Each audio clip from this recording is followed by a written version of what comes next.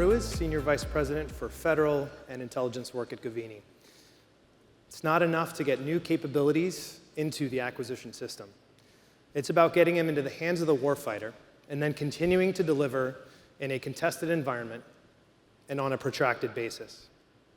People tend to think about supply chains and kill chains separately, when in fact they are highly dependent. Our warfighting capabilities are only as strong as the supply chains that support them. The extent to which supply chains are activated should be informed on an ongoing basis by operational needs. As we like to say at Govini, and as you can see above you, it's important to connect the factory to the fight. To dive into these challenges, we've assembled the individuals who are responsible for some of the key levers in this discussion. Lieutenant General Mark T. Simerly, Director of the Defense Logistics Agency. Lieutenant General Christopher O. Mohan, Deputy Commanding General of U.S. Army Materiel Command. Lieutenant General Gregory Masiello, Director of the Defense Contract Management Agency. And this panel's moderator, longtime national security reporter, Gordon Lubold. Please join me in welcoming our panelists.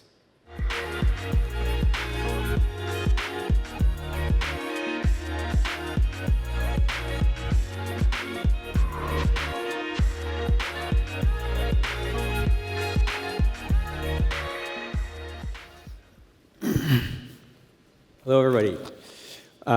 Welcome, and appreciate Govini for hosting this great event again. As Nathan just said, I think we're here to talk about an important topic. Whoever at Govini came up with converging the kill chain with the supply chain gets brownie points, because I think it's a nice line, but I think it's also very relevant to where we are right now. I think what we want to do, what I like to do, is have a very brief introduction of each of the gentlemen to my right, and tell the audience kind of the world as you see it in 1 to 2 minutes as we talk. And then I have a couple more specific questions for each of you, and then we'll get into the conversation, if we can. Thanks. Please, you go. Okay, so Greg Masiello, the world as I see it is different today in my job as DCMA than I probably have before. And I tell people that, sarcastically a little bit, that not even DCMA knows what DCMA does. So if I went back to all my other acquisition-related jobs and the appreciation I have for the defense industrial base, now that I see across all the services is significant. And I did not realize that DCMA is well before contract award all the way through contract closeout.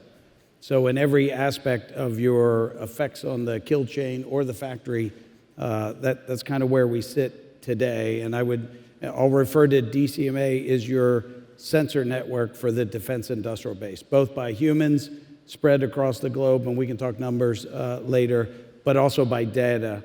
And as opposed to every service that might have their own data, we're looking at everything all at the same time. Good. Sure. So I'm Chris Mohan, Army Materiel Command, and so from my set and where I live and what I'm looking at right now, it's we all have constituencies, and I have a constituency which is the private in the motor pool, the lieutenant who's trying to do inventories, and so everything that we're doing in Army Materiel Command falls into a couple of buckets. The first one is how we deliver ready combat formations, particularly at the BCT level, and then how we improve that soldier experience.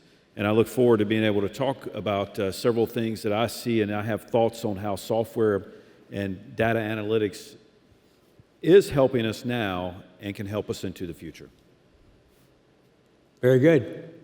So Mark Please. Simerly from Defense Logistics Agency, and DLA is the nation's combat logistics support agency.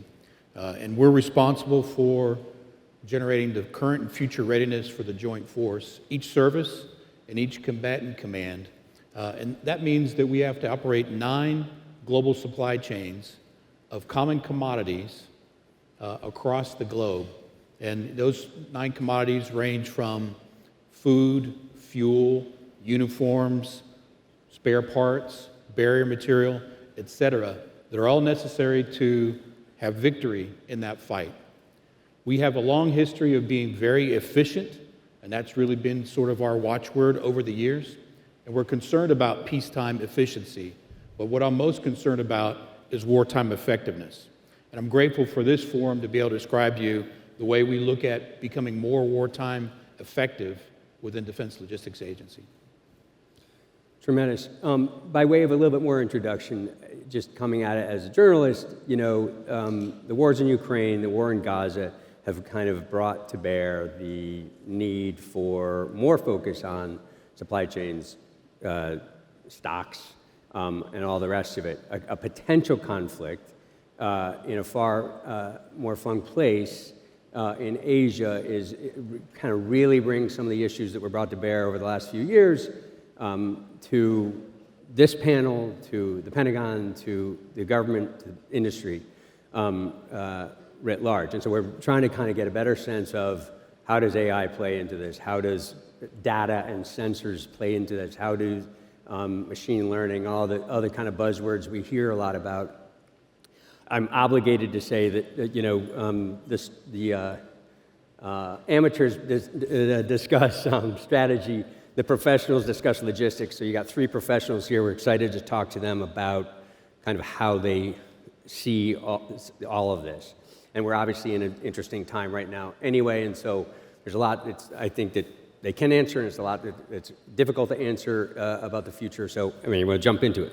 I'm going to ask each of you gentlemen a specific question, kind of more geared to what we've talked about in the past. General Simerly, can you talk about the new strategy that I think that your organization has developed to begin to get more of a convergence of these two chains?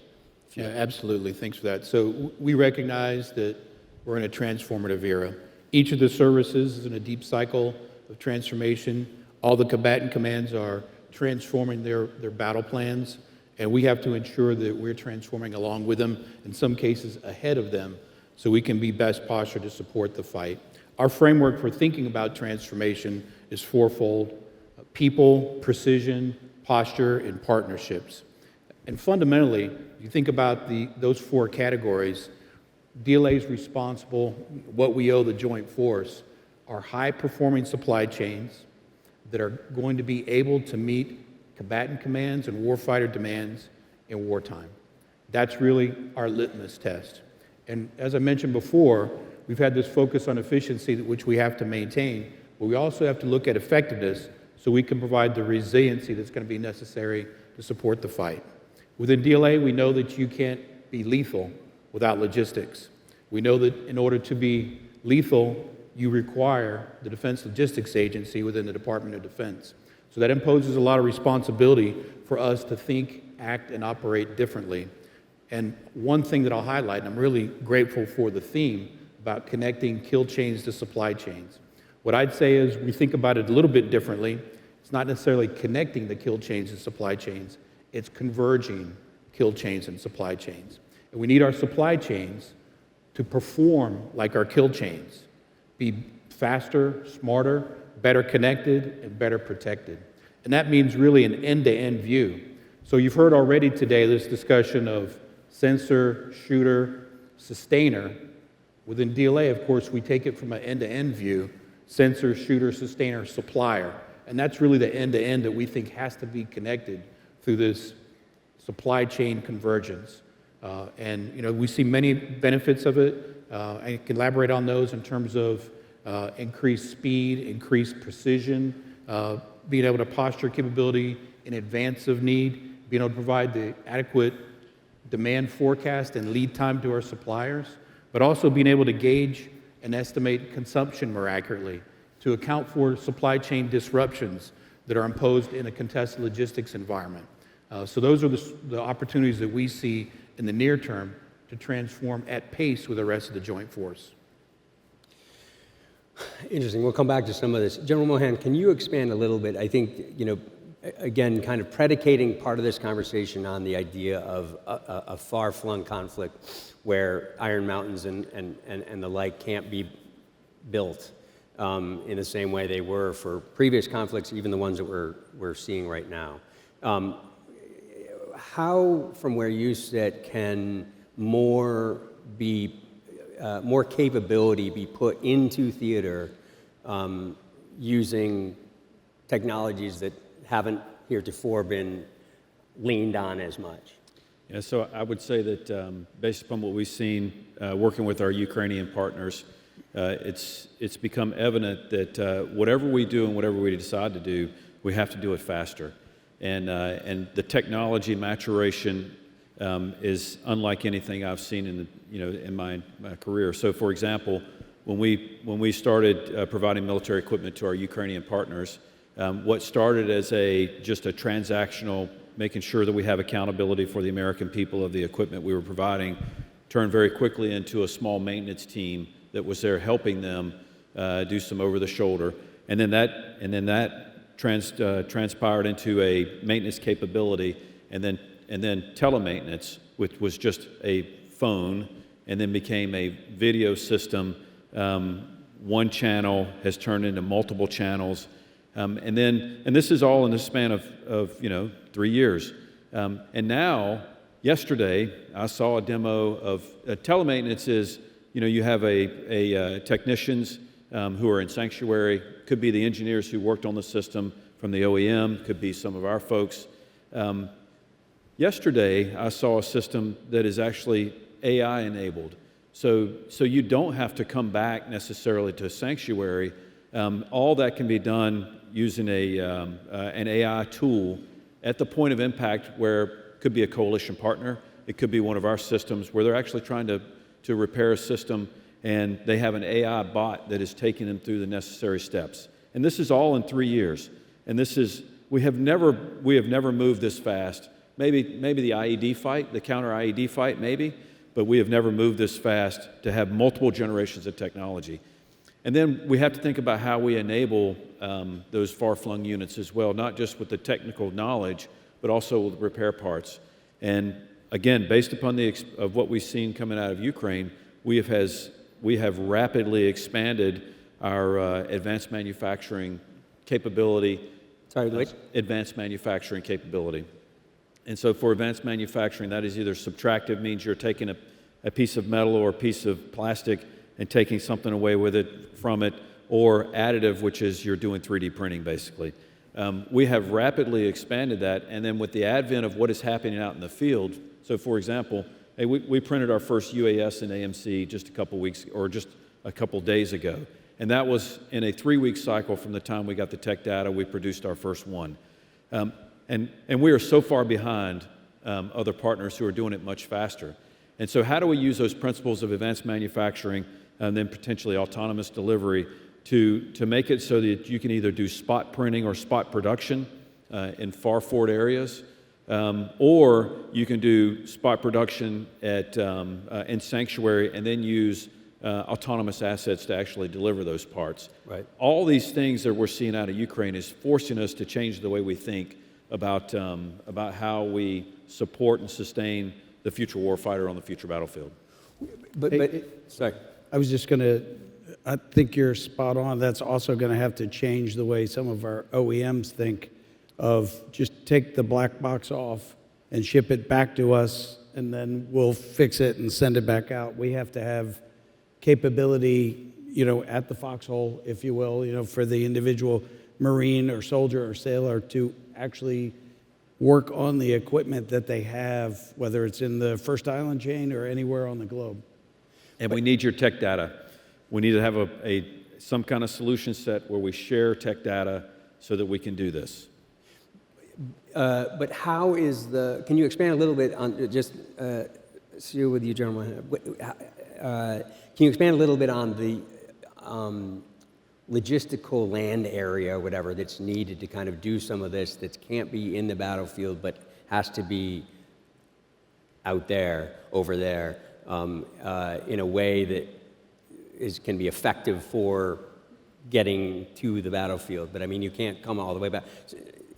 Well, two things, that, and then also like the cultural issue of just shipping part of the broken part back, which is kind of like maybe anathema to the way the DoD operates. I don't know. Anyway, Yeah, I think we do that through, in support of campaigning with our ASCC partners and our COCOM partners, where we develop relationships and partnerships.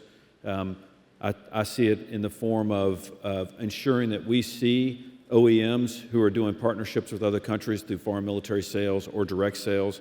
So for example, the example I use is if for some reason we needed M1 parts in the Indo-Pacific, shame on us if we don't look to our Australian partners who have a great partnership, who we are shipping tanks to and we're shipping repair parts to as a potential source to supply us. So I think and then also forward positioning. So campaigning and also forward positioning, particularly in Indo-PACOM, in conjunction with, again, our COCOM partners, the right kind of capability at the right locations that we then can build upon as we flow in potentially strategic level capability to build out in times of crisis or conflict. Got it. General Masiello, can you kind of spill some dirty laundry on this guy's my levity. The Marine is outnumbered up here, so I'm going to lean on him for a couple It's a fair fight. Yeah, it's a fair fight. But where do you see the vulnerabilities in the supply chain now from where you sit? And then second is like, how do you see those vulnerabilities being addressed? Yeah, well, I think of the supply chain or defense industrial base as a network. And I think people don't have an appreciation of the fragility that's inside of that network. And, even the conversation today is about high tech and software and the ability to use AI and flow through and, you fire a bullet downrange, the demand signal goes right back to the factory floor. You need to look at some of our factory floors. Are they equipped, in the modern day that we're talking about? And many are not. Some of the new entrants that were kind of discussed earlier on the stage are different than some of our traditional. And we tend to think, of big OEM business, but it's a distributed all the way down through the tiers. And I think Tara was talking early in her introduction about supply chain management and how that's done. I think there's an underappreciation for the economic impact of the U.S. defense industrial base and how that money flows. I know somebody else didn't have an opinion on CRs. I do. For DCMA, one of the things I didn't know that DCMA did in my prior life, but since the beginning of FY25, we've paid to the defense industrial base $1.1 billion a day. And if you look over the past year, it's basically $1 million a day that we pay out there over for DCMA. We look at this today. As I sit here, I think we have oversight or do contract administration services at some fidelity for over almost 310,000 contracts. That's over about $6 trillion worth of work, and it spans contractors in about 42 different countries at 17,414 individual sites. So, it's not like one location that we have to worry about or be concerned. It's that whole network out there. So there are many inside of that. And I will tell you, for my opinion, I'm pretty sure this is backed up with data. Don't quote me on the exact numbers, but greater than 90% of our cost for our defense products and contracts come from within the supply chain, not necessarily just at the OEM who we announced the major contract for $1 billion with, because it's distributed out there. And then when we have problems in the production line or delivering the lethality, DCMA, what do we fundamentally do? We administer contracts, but we deliver all of those products that enable the lethality for all of our warfighters. That's our job. When we run into challenges, it usually started somewhere else down the chain in our supply chain. And it's in the lower tiered suppliers that I think we need to make sure our sensor network, whether it be DCMA or even in the OEMs, that I'm not sure we have that network as wired as we should. I mean, so our distributed humans of, about 10,000 today, covering 17,414 sites, we are not everywhere, every day, all the time, which is why we have the reliance on automation and data collection. We could do a lot of good across DoD if we used very similar or the same procurement systems. Each service kind of has their own contract, or even defense agencies have their own contracting methodologies, where if we netted it all together, and this is one of the things we're trying to do in DCMA, is collect all of that data, make those data accessible to all of the buying commands, all the users, and quite frankly, could go all the way down, if it, to the contingency contracting forward, so they would know, and they would know exactly what they need to do. I don't know if I answered your question, but I could talk. No, you did. Fair. I mean, I'm always interested in, I always want the secret sauce on kind of like where are the dangers, where are the perils, or whatever. And I asked all of you up here is just,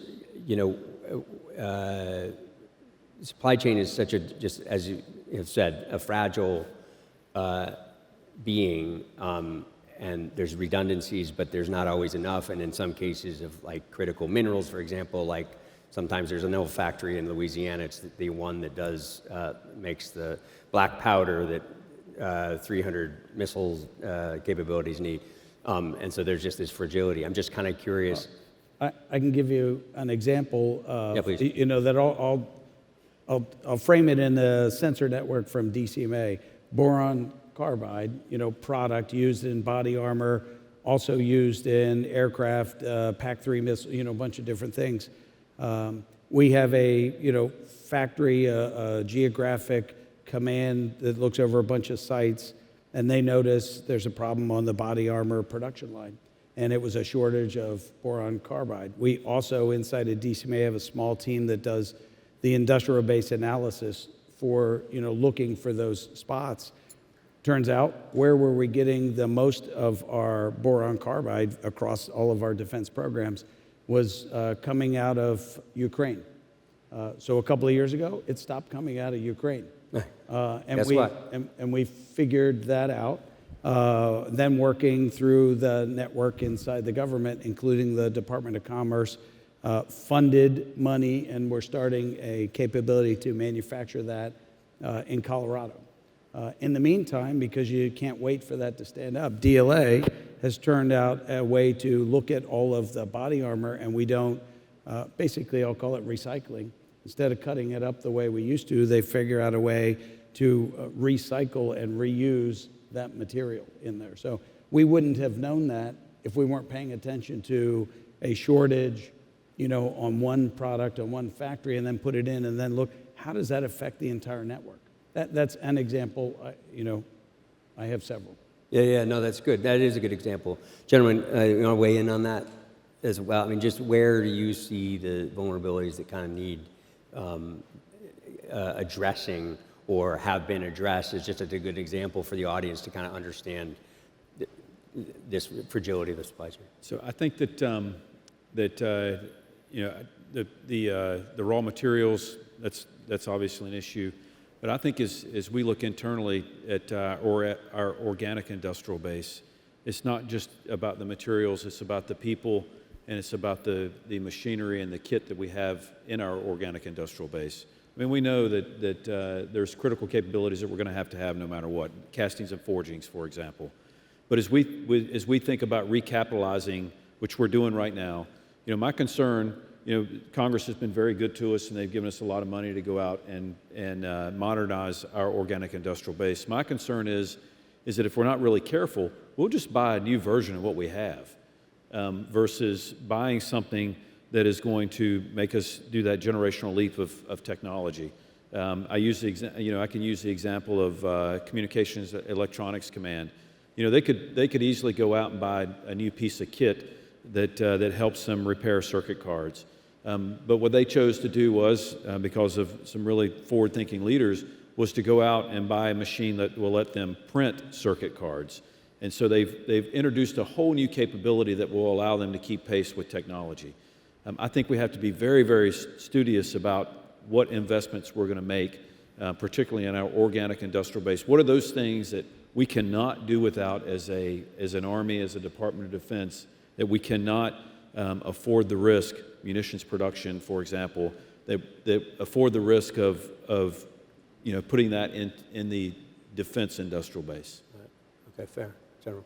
Yeah, from a supply chain perspective, when we look at risk, we really have to look at it end to end and understand risk at the forward edge of the battlefield, at tactical level of war, back through the operational level, and to the strategic level.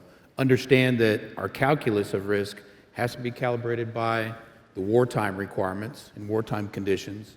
So this concept of contested logistics is really important to our understanding that we're going to be contested, in many cases are contested today, in all domains, all levels of war, and in the homeland. So from the fight to the foxhole, or the fight to the factory, we see that challenge. Of course, as we look at industry and our partners with industry, that's part of the risk that we encounter. And a lot of that is about our behavior and our relationship with industry. What are we doing to promote better capability?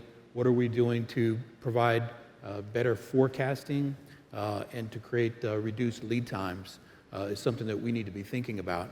But I think I would boil down the risk to two big categories if you look end to end. The first one is our lack of digital interoperability. And interoperability in the sense of the human, the technical, and the procedural. The technical piece is really probably already solved by somebody else. We just have to apply it accurately. And that's where it gets to the human domain, where we have to have the trust so we can really engage in the productive data exchanges that are going to be necessary. And then the procedural aspect, where we can really determine when and how we're going to share data for which purpose from an end-to-end basis. The second risk that I'll highlight, I think, is more fundamental. It's just a failure of imagination. And this kind of gets to the point about mature technology, where somebody has already solved many of our problems.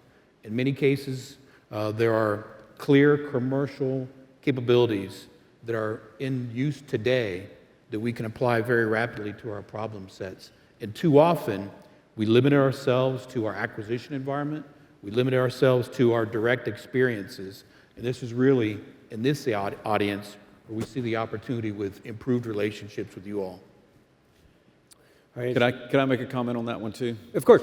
I just have to tell you, Mark is spot on, particularly with the integration of existing commercial tools. Look, we don't need boutique solutions.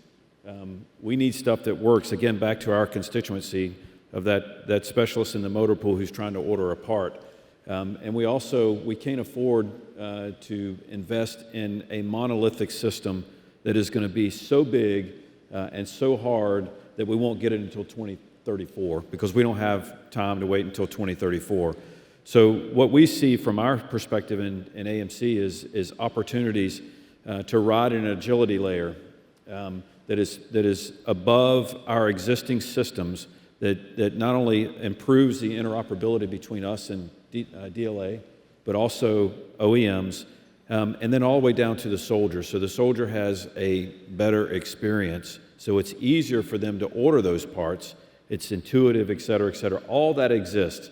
We have to have the courage to say, nope, that's a dumb idea, and we're not doing it anymore. And we're going to do this because the perfect's the enemy of the good enough, and we have to move out now. We cannot afford to wait. What's interesting, so Tara on the stage earlier was talking about placing bets, and it is an interesting question for me here, I think for you guys, is,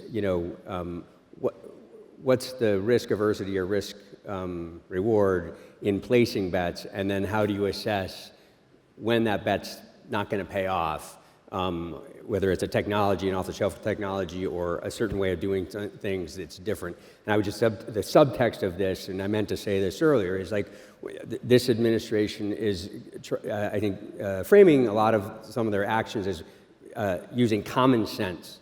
And like, I think we all know that military, sometimes you're like, oh my God, I can't believe they didn't do this way or a different way or whatever.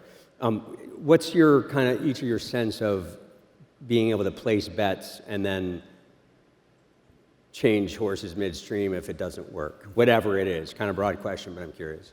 I think our risk is not trying. I think is not trying and not taking advantage of the not only the skill set that we see in folks out here, but also the skill set knowledge that we have, particularly in our young soldiers and our young DA civilians, who are much more adept at operating in this environment and much more used to operating in this environment. So if we revert back to our normal systems, I think that's our biggest risk. We have to choose wisely, but then not be completely wed to our choice, which is what's hard. Once we've made a decision, we're all in, and then we ride that forever when it's no longer the right decision or the right time. I think somehow we have to have the ability to, change our mind, if you will. If that's not working, it failed, move on.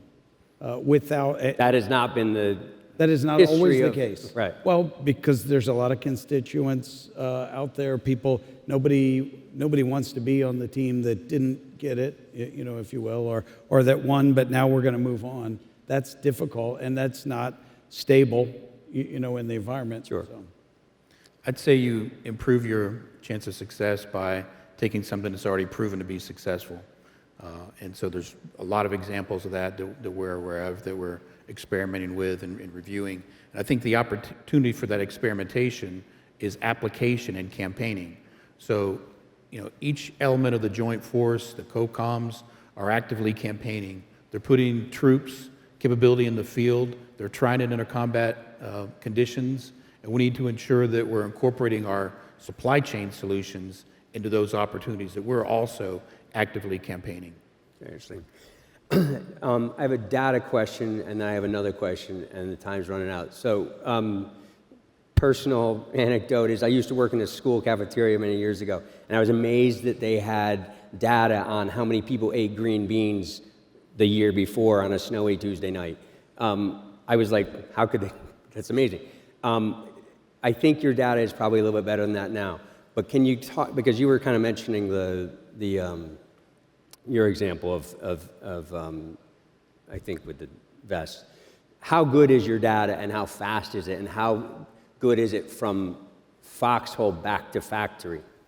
Please, anyway, anybody can jump in. So I'll jump on that one. I think in some cases it's not very good because we've made it so hard for the soldiers to get that data off the platform and made it so hard for them to go into some of our authoritative systems to actually do ordering that prevents us from seeing clear trends for some of our combat platforms. And this is a great example of how we need your help on, and I'm talking to you, need your help to make that interface easier, so it's easier for the soldier to do it, and then it's easier for us to mine the correct data so we can track those trends and then make long-term strategic decisions about how we do business. But sometimes long-term strategic decisions need to be like for next month as opposed to Truly. Decade. Truly. I would tell you we're often data-rich, information poor. We have a wealth of data. I know that with DLA and DCMA, we've connected our CDAOs to align basically and have transparency of data from one to the other. So we're not all the independent stovepipes. Tara earlier basically talked about having, probably weren't her words, but a jihad against spreadsheets. I'm not anti-Excel, but we can't collate everything if people are, have their stovepipes of excellence. So we're building a network while we're using and putting all of our information already into the integrated enterprise network for all of the buying commands and all of DoD to be able to access that so that we can make better informed decisions quicker so that you can follow success as opposed to uncharted. Okay.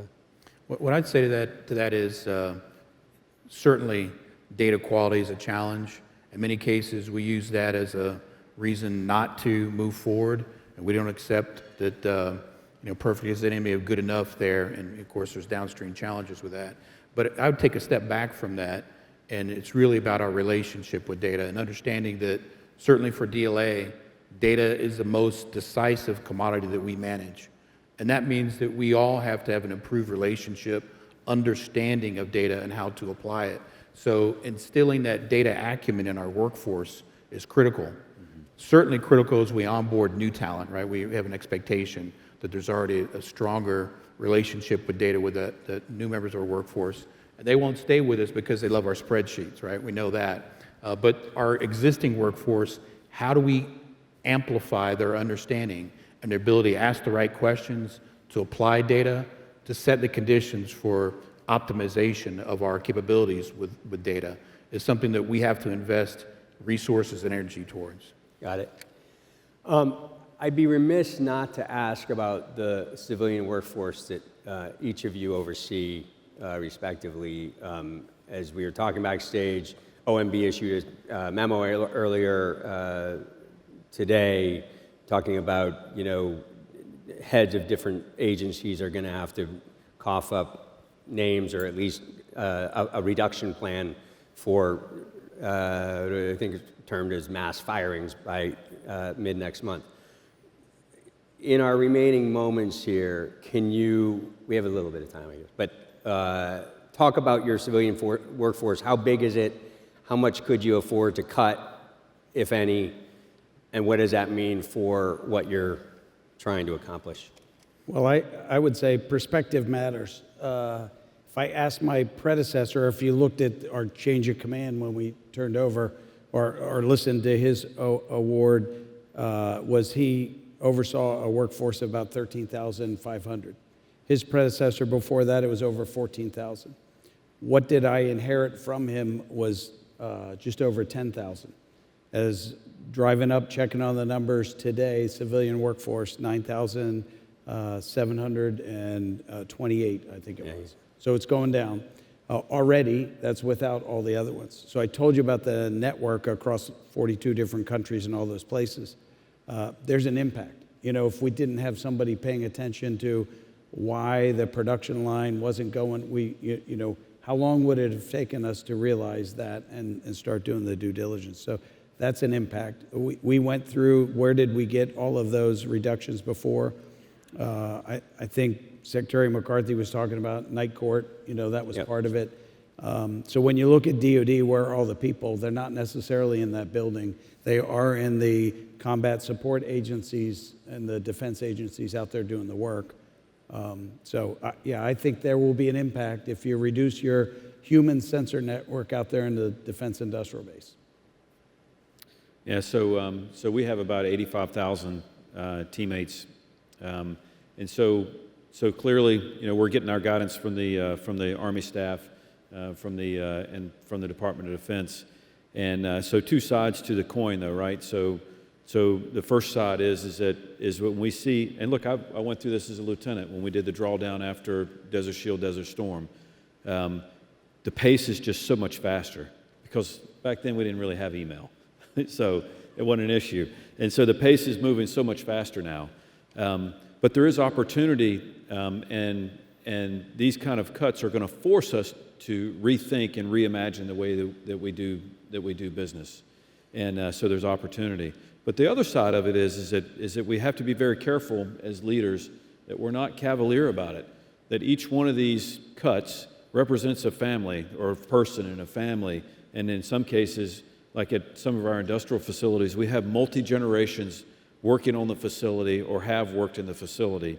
And so we have to do it in an environment of, hey, look, I'm a good soldier, I'm going to do what I'm told, but at the same time, we have to treat everyone with dignity and respect, and we can't walk that back. Yeah, I think that's been lost thus far, so that's an important point. Sir? Yeah, I'd just add to it, we're about 24,000 people, civilians within DLA. And as we look at the Secretary's 17 priorities and understand what's required to sustain those, that's where we've got to be able to focus our efforts and our resources. We should always be able to defend. how we're organized and how we operate, and it's not dangerous or it's not unhealthy for us to go back and review that to ensure that we've got the right capabilities in the right place. So I certainly see the opportunity in the moment for us to get better collectively. Okay. We could go into more of that. The time is up. Thanks for joining me in this kind of smattering of topics. Really very interesting. Please join me in thanking our panel, and see you next time.